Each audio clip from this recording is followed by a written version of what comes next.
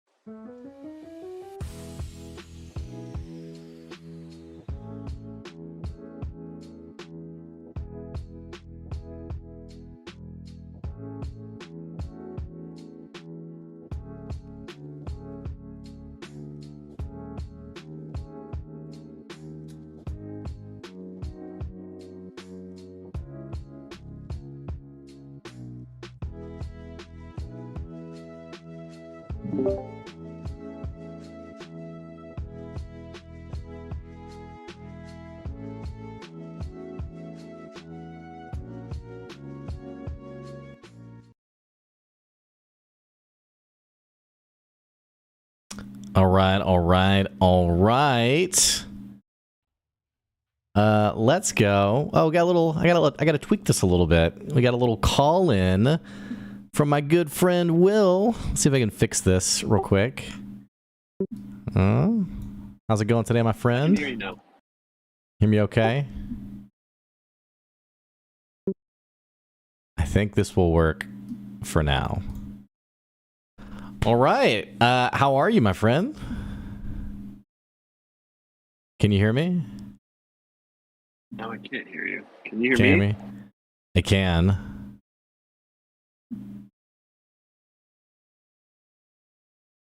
Of course, I'm also wearing a green shirt. Let's see if we can fix this real quick. Oh, that's not it. Oh, that's not it either. I think it's this one. Okay. All right, I should fix it. Can you hear me now? Hello, hello. Can you guys hear me in the channel?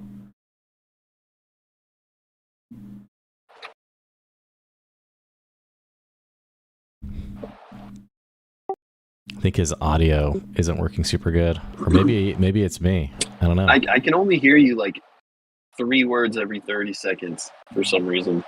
Okay, it might. Can you hear me? Yes, I can hear you.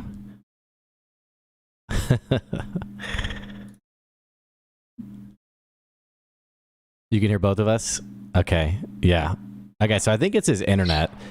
Then, so he's calling in. He's road tripping. And is joining us today for our last Pixel Bits. Turning off my camera to see if that helps. Okay. Our last Pixel Bits of the 2023 year. I still can't hear you, but if you can hear me, give me a hand symbol. Okay, well. I'll keep working on this. Okay. All right. Well, welcome everybody. Sorry for the technical difficulties.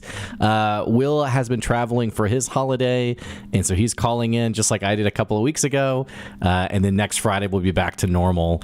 Thank you all for being here. I hope you're doing well today. I hope you guys all had a great Christmas if you celebrate Christmas, and that you're going to have a great New Year. So I thought what we could do today is, as always, if you've never jumped into our Pixel Bits discussion before, this is when we really just hang out with all of you, interact, see what's going on. We talk Critical Role, D&D, DMing. So I'll go ahead and just throw it out there. If you have a comment about the Critical Role campaign, the current campaign, if you have a question about DMing, you can drop that to us as well.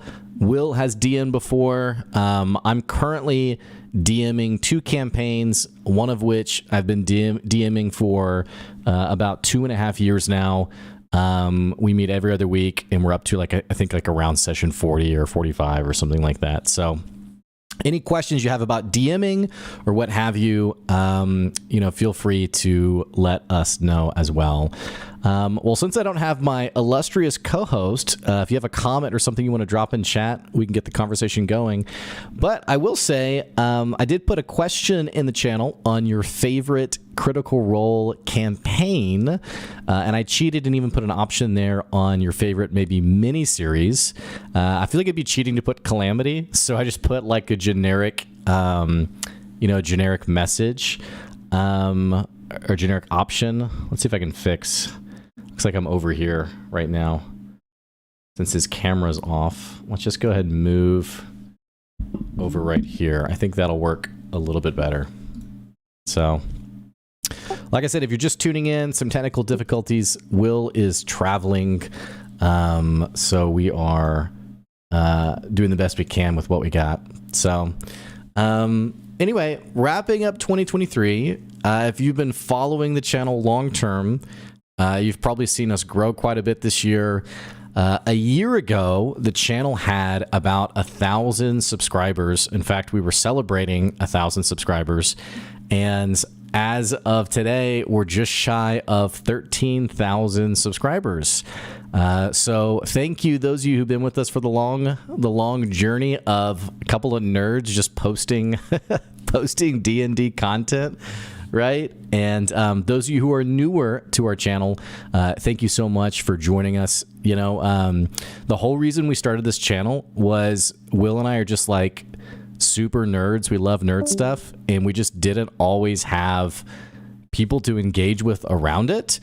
So when Will and I first were talking, and he was like, hey, what if we did a channel that, you know, nerds unite? We were like, let's do it. Let's give it a shot. So, but yeah, thank you for the congrats. You know, something that I also run a business and have a business podcast, actually. And something I talk a lot about on that podcast is the power of consistency.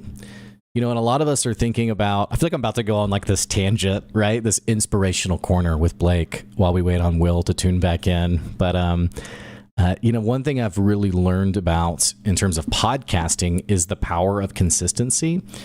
You know, whenever, if you're listening and you're a content creator or you're trying to create some of your own stuff, you know, for whatever it is that you enjoy, you know, a lot of us are looking for that viral video, that perfect post, that thing you release that really captivates people. And what I have learned is that people really aren't moved by the compelling stuff. They're enticed by consistency. Maybe enticed is a weird word. There's value in consistency. So what I have found to be true is that consistency beats quality every time. So as you think about New Year's and your New Year's resolutions, I would encourage you to think about micro habits that you can be consistent in, and also coming to terms with maybe who you are, you know, not like in a negative way, but like me, for example, I've just realized I will never be the guy who goes to the gym, like, ever. It's just not me. Maybe one day it will be me. Maybe I'm being negative. Maybe it actually will be one day, but like, I'm not going to have a resolution about going to the gym because I just know I will not do it. So, Robert Bishop said, thank you for existing. I long for CR content, and you guys are the best and most reliable out there. Thank you so much, Robert. Love listening to you guys discuss and debate CR stuff. We did have a little bit of a fun debate, and Will and I, by the way, have been lifelong friends. We've been friends since, I think it was 5th grade, which I think you're like 9 or 10 years old, right? So we've been friends. We sat by each other in English class, and which, if you're not American, English is like grammar and literature, stuff like that. But you know, we've just always loved this kind of content that a lot of people don't get to talk about, and so for anything, we just love creating a space for you guys to also be able to engage and talk about CR and all of those fun things. So, and I will say it back to you all. Thank you all for existing and continuing to tune in to two random dudes who talk about a lot of CR and D&D content. Having said that, let's take a look at the poll. Favorite CR campaign. We have leading currently Campaign 2 at 50% of the votes, followed by Campaign 1, and then another short campaign or miniseries.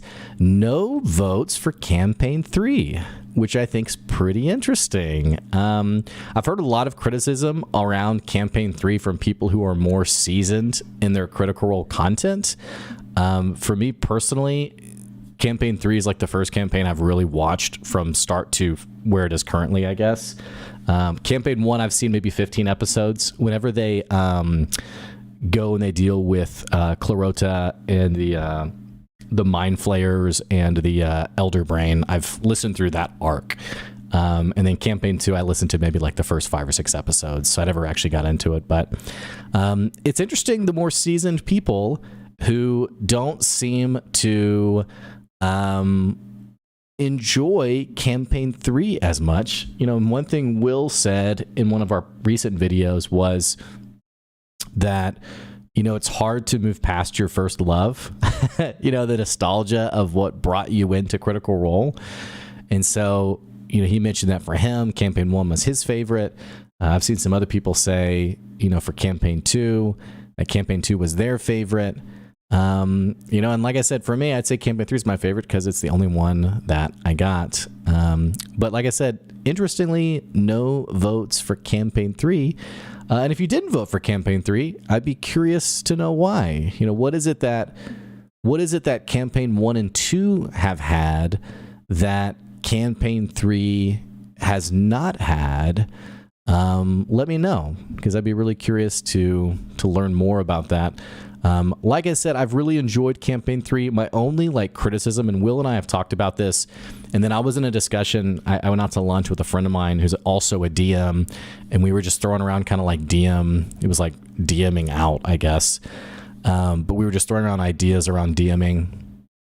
And one thing that has thrown me a little bit on campaign 3 has been the pacing, in that there have been some stretches of time where I've been like, okay, we got to get this thing going. You know, let's create some momentum. And I think that's a style of Matt Mercer, who is obviously the GOAT and is amazing. Actually, though, personally, I would say Brendan Lee Mulligan is the GOAT. I don't know what Will would say, but you know, Matt Mercer's style, it feels like, is very much these deeply detailed story arcs that build up to a meaningful moment. And his timeline is absolutely over, you know, 20, 30, maybe even 40 episodes for a big moment. Which, you know, if your players are playing every week, if they've been playing with you for 10 years, that's probably a pacing that can work. If you are a DM, though, you absolutely have to operate on a much shorter timeline. One of my campaigns that I DM, we play once a month. So thinking about it, these players then have 12 sessions in a year, and that's assuming it doesn't fizzle out, which most, you know, if you're watching us right now, and one of you has probably been in a campaign like that, where the aspirations were high, you know, you developed a lot of cool things for your character, you had this amazing arc in mind, and then no one played again after like the 3rd or 4th session. In fact, I was talking to a friend of mine yesterday, and I said, hey, do you still play D&D? And he was like, yeah, we started a new campaign. We did session 0, but then we never played again. And I was like, well, how long ago was that? And he was like, 6 months ago. So it's very much the norm. But point being, you know, I was thinking about the second campaign that I'm DMing, and how, okay, I have 12 sessions with these players. They're not going to have the patience to wait for a 12th session payoff.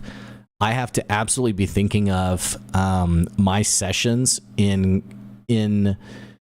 batches of like 3s. Like, how do I make sure that there's a big moment by every 2nd or 3rd session together, which for them would be about every 3 months. So Robert said, the schedule dragon is the ultimate big bad evil guy. Absolutely. You know, for sure. I'll come back to that actually in a second. Kinter said, campaign 3 feels more like a continuation of 1 and 2. Both 1 and 2 felt like very separate campaigns. You know, having not watched C1 and C2, I would assume a big piece of that was how, from what Will's told me, was that C2 being on Wildmount, being isolated from any of the events for C1, that there really weren't much mentions from the other, the events from campaign 1. Whereas in campaign 3, it feels like we're rounding off some details. You know, we've obviously had characters from both previous campaigns. It's been a bit different, but But yeah, Eric said the pacing is probably my top issue with campaign 3. Still enjoying it. Totally agree. I think the pacing has been pretty challenging for campaign 3. I am still enjoying it as well. And then going back to Robert's comment on the schedule dragon, you know, it's really tough. It's tough as a DM or just as a group playing together because you want everyone to be present, and yet real life often gets in the way. You know, my take on this, and I'd be curious if you all have advice on this, but my take on this would be to try and set clear expectations on how often you will play, how long you will play for, and what will happen if someone is unable to make the session. So the way that plays out for my group is we always set the date of the next session before anyone leaves from the previous session. So like everyone's wrapping up, they're putting their dice up. I always pretty much typically say, okay, everybody, get out your phones. Let's take a look. When does this day work for everybody? And everybody checks. And you know, obviously some of this is a bit challenging if your players aren't very responsible, functioning human adults anyway. I had a player once who just never seemed to know what they were doing 2 weeks down the road. And a buddy of mine was like, hey man, do you want me to like install like a calendar app on your phone or something? Or like, do you want some help with that? Like, how do you not know like what you're doing in 2 weeks? And the person would be like, oh, I just don't know. Like, well, can you just go ahead and schedule it then? Which on that same token, you know, setting expectations around when you're going to play. But on that, letting people know, hey, if somebody can't make it, we're probably going to play anyway.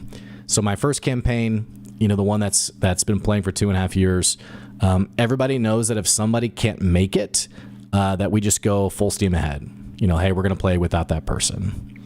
And then I think the third piece of that is understanding the difference between a busy player and someone who's genuinely not interested. Because what I have found is you'll have people who they will tell you, oh, I want to play. You know, maybe I saw a CR episode, or a friend of mine invited me and I had a great time. I want to play D&D.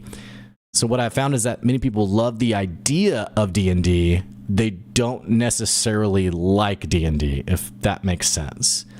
So I had a player in one of my campaigns who was essentially always late, always had like random things of like, oh, I need to leave early, would miss often. And it kind of came to the point where it was like, hey, like, is this something like you really want to keep doing? Which I tried to frame it in a really positive way. And they were like, yeah, of course I do. Of course I do. You know, I want to keep doing it. And I was like, okay, yeah, we'll just, you know, here's kind of some things that I'm noticing in as like in non-abrasive way as I could. And then funny thing was like 2 weeks later, this person was like, yeah, I'm gonna head out. I don't think I can commit to this. So like that's someone who was never really committed from the get-go. So trying to play the schedule game with someone like that, you're setting yourself up to fail. Versus someone else who like, you know, I had someone in my campaign who they had a baby. So it was like literally, dude, whenever you can make it, like feel free to be here. And the person for like the next 6 months was pretty sporadic because by the way, if you don't have any kids, it is pretty time consuming. It's pretty hectic, can be really challenging. But then after he got to a point where he was like in a rhythm again, he started being a consistent player again. So having said that, I'd be curious if any of you have any advice or recommendations on managing your schedule. And again, any questions you have about D&D, Critical Role, theories, you know, fan theories, comments. You know, I've kind of rambled for 20 minutes now. So we're coming towards the end of our show. We got about 10, 15 minutes left. So having said that, how's the stream quality, by the way? It's looking like it's a little fuzzy on my end, which I don't know if it actually is or not. Let's see here.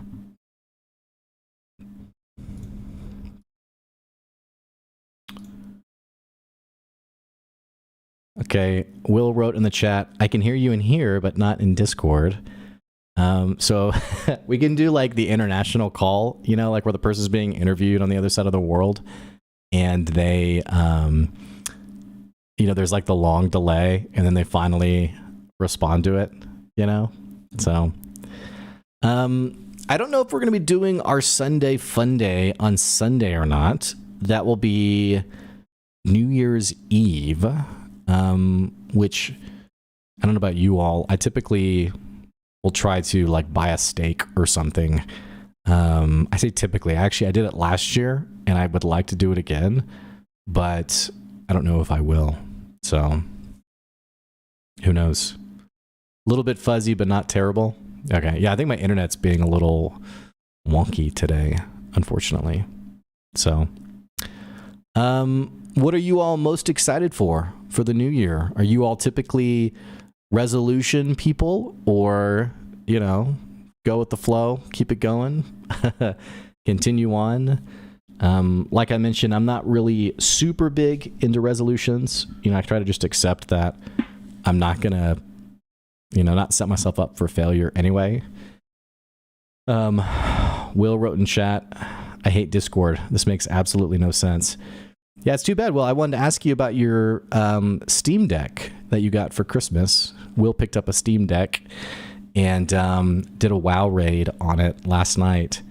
So I was pretty curious how that was going and what he thought about it. So updating you on our poll, C2 is leading with 62% of the votes. And again, no votes for Campaign 3.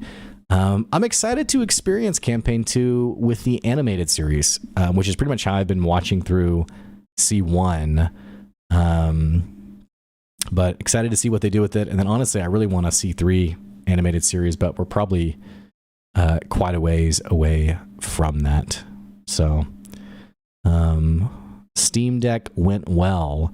I like can't even conceptually understand how it works, and like for me, I just envision like this very clunky thing. So I have a hard time like, I'll have to like come over or something and see what the fuss is about and how it works. I know it can play your entire Steam library, which is pretty cool. Speaking of Steam library, I really need to play Baldur's Gate 3 out of my Steam library, which I've owned since they released it into beta. So I've owned it for like 2 or 3 years now, and yet I've never played past the intro, which as a D&D guy, it's probably a big crime. But yeah, so coming to the last few minutes of our show today. This is actually a little bit more difficult when it's just like one person airing out random thoughts. But like I said, I would say, just reflecting on the year, man, it's been really cool finding people who love CR, who love D&D, who've subscribed to the channel. And by the way, if you're watching the stream and you haven't checked out the Discord, you should jump into the Discord for a good place to chat and discuss things. Yeah, so anyway, I think I'm going to start wrapping up. We'll be back next Friday at the same time, 1 o'clock Central Time. Like I said, I don't know if we're going to have a Sunday Fun Day or not. I'm going to check with Will and see what he wants to do. Like I said, it is going to be New Year's Eve. So we'll know for sure if we're doing anything. A New Year's Eve live stream to make up. Not a bad idea. It's not a bad idea. So we'll drop that info in the Discord if we decide to do it. But anyway, stay tuned for next year. Will and I are always talking about exciting things that we want to do for the channel. We may even, I don't know if Will wants me to say this or not, but he's not here, so I can just, he's not talking, so I can say it. Even airing out the idea of hosting a one-shot for our subscribers. So if that'd be something you would be interested in, if you would enjoy something like that, we've been throwing out the idea of what it might look like to do a one-shot for you all to be able to partake in. So stay tuned if that ends up being the case. And other than that, we love you guys. Have a great New Year's Eve. And I wish you all well for 2024. Having said that, catch you later. See ya.